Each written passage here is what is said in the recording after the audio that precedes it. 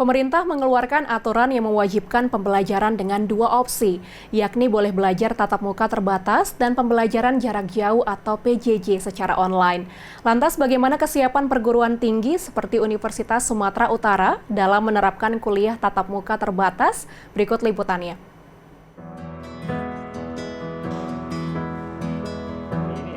Sudah setahun lebih, perguruan tinggi di Indonesia menjalankan skema pembelajaran jarak jauh atau PJJ secara online. Hal ini dilakukan untuk meminimalisir penularan virus COVID-19. Salah satu perguruan tinggi yang menjalankan PJJ adalah Universitas Sumatera Utara. Kami mencoba mencari tahu bagaimana pendapat mahasiswa dan dosen di sana mengenai PJJ yang telah mereka jalani selama ini. Kita tidak bisa melihat keseriusan mahasiswa karena terkadang mahasiswa menggunakan foto profil saja gitu ya. Apa ya, kurang menarik gitu bagi saya pribadi. Jadi bosen, nggak ketemu teman, juga ilmunya kurang terserap dengan baik gitu sih. Kalau dari plusnya mungkin kita bisa melakukan aktivitas selain kuliah online, kita bisa istilahnya melakukan aktivitas kayak kerja dan lain sebagainya gitu. Menyikapi kekurangan dari PJJ, seluruh perguruan tinggi saat ini mulai mempersiapkan skema terbaik untuk melaksanakan kuliah tatap muka terbatas. Hal ini dilakukan berkat dorongan pemerintah khususnya setelah terbit Surat Keputusan Bersama atau SKB 4 Menteri belum lama ini.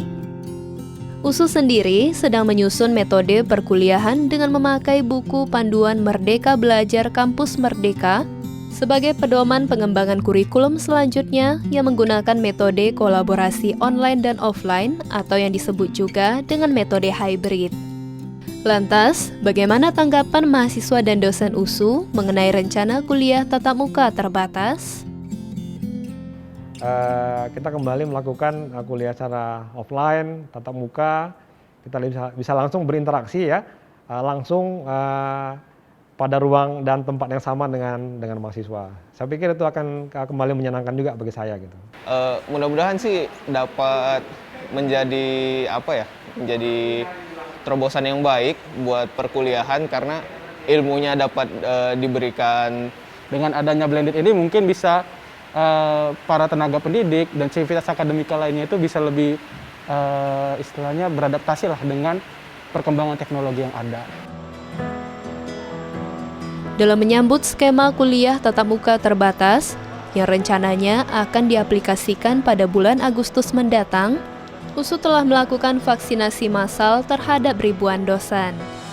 Sebagai bagian dari tenaga pendidik, dosen juga termasuk golongan prioritas penerima vaksin untuk mencapai target 70% herd immunity atau kekebalan kelompok di tanah air. Tidak hanya melakukan vaksinasi terhadap dosen, USU juga tengah melakukan sejumlah persiapan dalam menyambut kuliah tatap muka terbatas. Jadi kapasitas kelas akan kita buat cuma 50% dari yang ada. Lalu kemudian kita tetap membuat protokol kesehatan, ada infrastruktur yang kita sediakan misalnya seperti tempat mencuci tangan, penyediaan masker, serta tanda-tanda cross-cutting untuk menjaga jarak. Muhammad Husni merupakan salah satu dosen yang mengikuti vaksinasi massal di Gedung Pancasila USU. Kali ini, ia mengikuti jadwal vaksinasi massal dosis kedua. Dosen Fakultas Hukum USU ini menyambut baik skema kuliah tatap muka terbatas yang akan diterapkan di USU.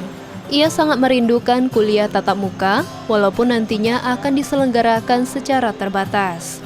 Baginya, keberadaan PJJ tidak bisa menggantikan peran kuliah tatap muka secara keseluruhan.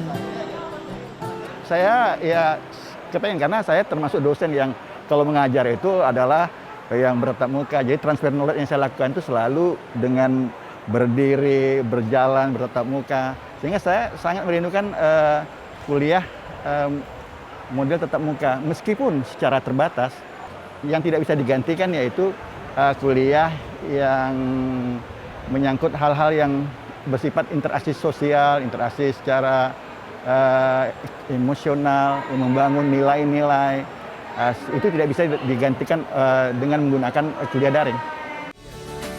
Penerapan metode kuliah tatap muka terbatas di perguruan tinggi dengan sejumlah protokol kesehatan yang ketat ini diharapkan dapat menambal kekurangan pada PJJ di tengah pandemi.